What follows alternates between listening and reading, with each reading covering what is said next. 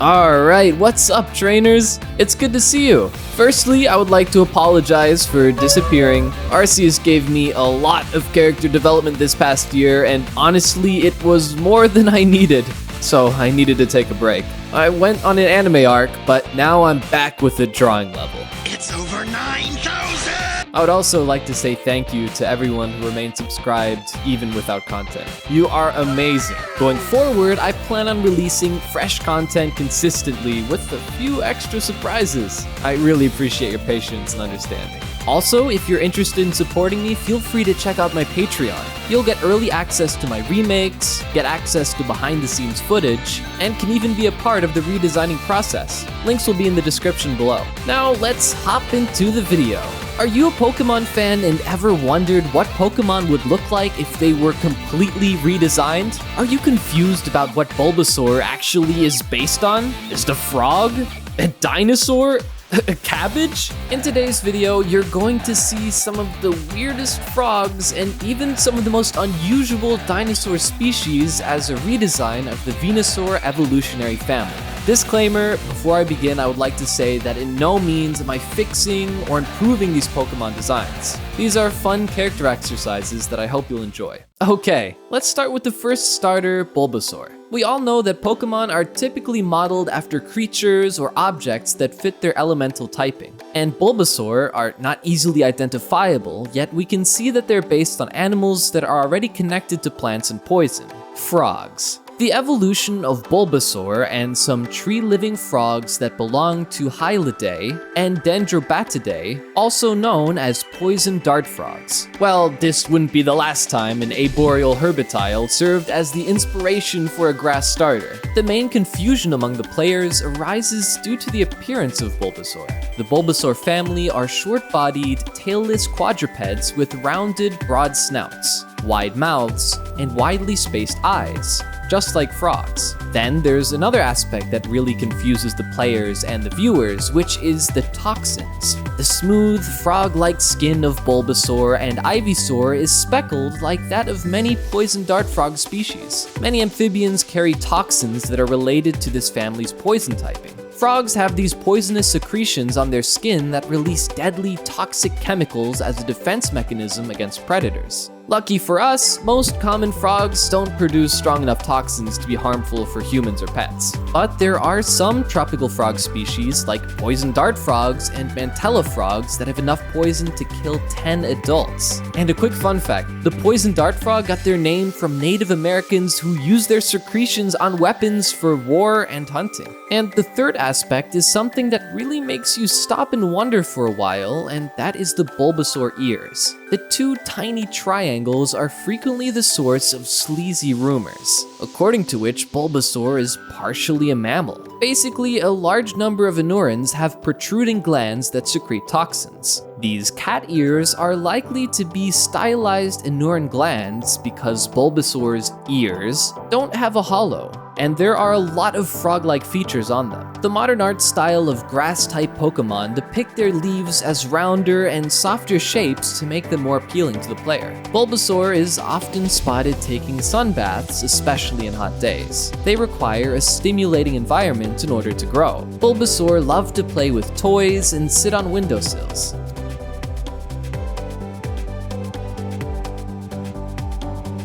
You must be asking yourself, why are there two shiny forms? I know a lot of people will be confused about this, so allow me to clarify it. What you're seeing now is my normal state. This is a Super Saiyan. And this is what is known as a Super Saiyan that has ascended past a Super Saiyan. Or you could just call this a Super Saiyan 2. The new shiny variant is called a Super Shiny. Super shiny Pokemon have twice the shiny odds than a regular shiny, and most noticeably amasses a brand new coating. It's just a nice little gimmick that would provide shiny hunters with some extra fun. The Bulbasaur family receive additional abilities such as Poison Point and Regenerator. Poison Point to really bring home that poisonous frog theme, and some frogs can generally regenerate lost limbs, so that's where it gets the regenerator ability from. Bulbasaur exchanges its old evolution method for friendship. I'm not a video game programmer, so this could potentially be broken, but I thought it'd make the player feel more connected to their starter Pokemon. Despite all of these similarities, we must look to Bulbasaur's ancestor, Ivysaur, in order to uncover an ox-sized design secret from the Triassic. Look at those fangs. Certain, obviously non-amphibian features are present in Ivysaur. There are some aspects that make us wonder which animal they relate to. Well, we can say that Ivysaur is a reptile-like mammal, although the Bulbasaur family's animal members clearly have some amphibian traits. These creatures aren't just based on frogs and toads. This is especially evident in Ivysaur. Ivysaur is distinguished from Bulbasaur and Venusaur by its distinct neck and larger tusks. Also, we can see that it's less Anuran-like than its pre- and final evolution, as evidenced by its bluish-green coloring, barrel-shaped body, and slightly longer limbs. This, along with the suffix saurus, has prompted many people to consider extinct animals, with the majority coming to the conclusion that Ivysaur's design is based on Dicynodonts. There's a lot of paleontology inspirations, eh? Hopefully you're not lost in the world of dinosaurs. Get it? Like Jurassic Park, The Lost World? Oh, brother, this guy stinks! Anyways, if you're familiar with paleontology and evolution, you might still be wondering how Dicynodonts and Saurus are related. Since the latter is a therapsid, which is a group that includes mammals and their close relatives, it is clear that it is not a dinosaur. During the time when their fossils were discovered, there was widespread confusion between dinosaurs and stem mammals, which is why many Dicynodont species have names that end in saurus. This explains the endings of the Bulbasaur family names, but there's more proof for the Dicynodont theory. Ivysaur's triangular ears, in contrast to Bulbasaur's, are hollow. Animals that resemble mammals typically have ears like this. There aren't many stem mammals that resemble Ivysaurs, but Dicynodont is one of them. The Dicynodont, whose name literally translates to two dog teeth, has two enormous tusks that protrude from its upper jaw, which served as the inspiration for the Ivysaur's protruding fangs. Since Dicynodonts were herbivores, it is unclear what these tusks were used for. Additionally, they had a horny beak at the front of their mouths that was used to chew up tough vegetation. The beak-like tip of the Ivysaur's upper jaw may have been inspired by this. Dicynodonts are similar to the Bulbasaur family in size and have thick, sturdy limbs, but they greatly resemble Ivysaur's limbs. Its coloring can be explained by the fact that Dicynodonts are frequently depicted as bluish-green by artists. Dicynodonts appear to meet all design requirements. The fact that they're plant-eating animals only strengthens their position as the main inspiration for Ivysaur. Pokemon's sense of aging is a recurring theme in all of its evolutions. The first form is made to appear more childlike, and the later forms are made to appear more mature. The Corpse Lily appears to be a mature tree in Venusaur because it has a palm trunk attached to it. The generalized bulb on Bulbasaur's back, which we interpret as a sign of youth, contrasts with this. This theme can be seen frequently in the names of Pokemon. For example, Ivy is a symbol of the middle evolution because it grows quickly. So I changed the leaves on Ivysaur's back to resemble ivy plants, and the head leaf becomes a mohawk leaf to dispense that angsty middle stage energy. Would the Pokemon Company ever make something with this pose? Probably not, but absorbing nutrients increases the size of the bulb on its back. The smell of its bulb will grow stronger when it's near evolution.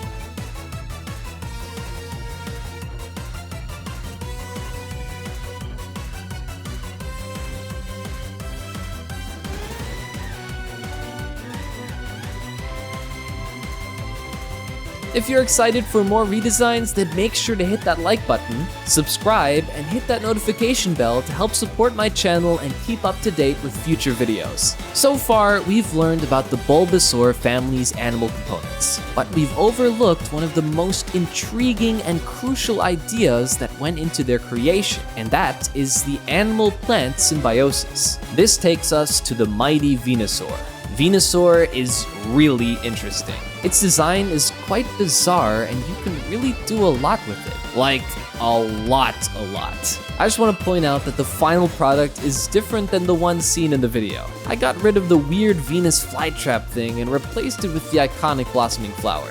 To give you a sense of imagery, imagine the flower component from Lilligant or Gossifor. Venusaur, like its evolutionary predecessors, Bulbasaur and Ivysaur, has always represented a sort of frog-dinosaur hybrid, with the only significant difference from typical earth frogs being the plants they carry on their backs. Well, to make it clear, each member of the Bulbasaur family has a mysterious, unique plant growing from its back. The plant species is unknown until the very last stage of its development, when it blooms and reveals itself to be a corpse lily. You must have heard a lot about that if you're a Pokemon lover. It can be recognized by its large, red-toned flower that has white spots on it, which can reach a diameter of about 1 meter, is actually the planet's biggest individual flower. This Indonesian species gets its name from the foul smell it emits, which is reminiscent of rotting corpses. The corpse lily's foul odor draws hungry flies who then pollinate the flower.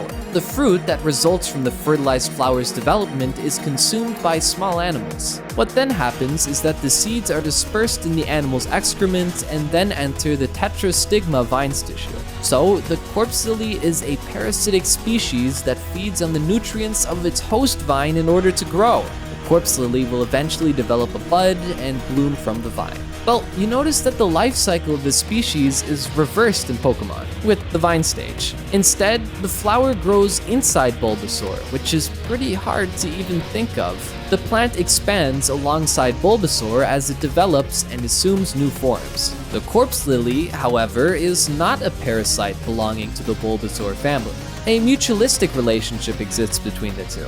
The plant benefits from the animal's increased protection and mobility, while the animal gains from the nutrients produced by photosynthesis and even uses the plant to aid in combat. However, how does the plant initially enter the animal? Given that the female Venusaur's flower is where the seed grows, it stands to reason that baby Bulbasaurs would consume the seed.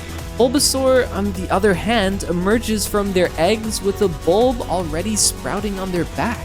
Although the concept of a plant inside an animal may not have been directly inspired by the fruit-eating animals that pollinate corpse lilies, Bulbasaur may not actually eat the seed. This mutualistic relationship holds true for the design concept as well, as the two elements, the toad and the toxic flower, complement and reinforce each other's associations with toxicity and otherworldliness. This helps to fully convey the idea of Venusaur as a Pokemon with wisdom, power, and mystery. I swapped its small warts for these huge poisonous skin glands, which is something you can see on Toxicroak, Seismitoad, and Mega Swampert. On its head is a set of large menacing horns. These horns are reminiscent of the Ushioni, which I primarily based my Venusaur on. The Ushioni is a yokai in Japanese folklore, which is described as having the head of an ox, the tongue of a frog, and the body of a spider. And they spit poison at their prey. It sounds perfect for a Pokemon blueprint. The bull elements come from the Beelzebufu Ampiga concept, which was a behemoth species of prehistoric frogs that roamed the earth 65 million years ago. The Beelzebufu Ampiga translates to devil frog. And do you know what else translates to devil? The word Oni. And Venusaur's giant flower and jungle leaves dangling from the side can represent the body of a spider. I ultimately fell in love with the idea of fusing Venusaur into this mythical beast. It just worked out so well.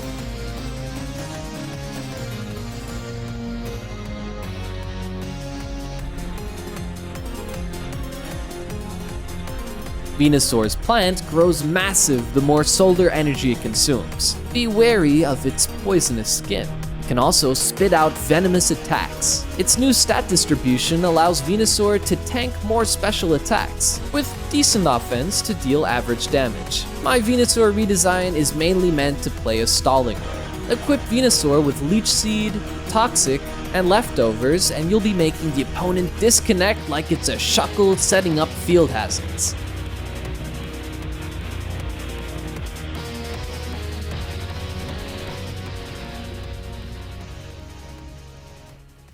So this brings us to the end of the video. Thanks so much for watching. Let me know in the comments your thoughts on my redesigns and anything you'd do differently. It's fun to establish new themes for old Pokemon, as well as developing creative, competitive strategies. Be good, trainers, and I'll catch you next time.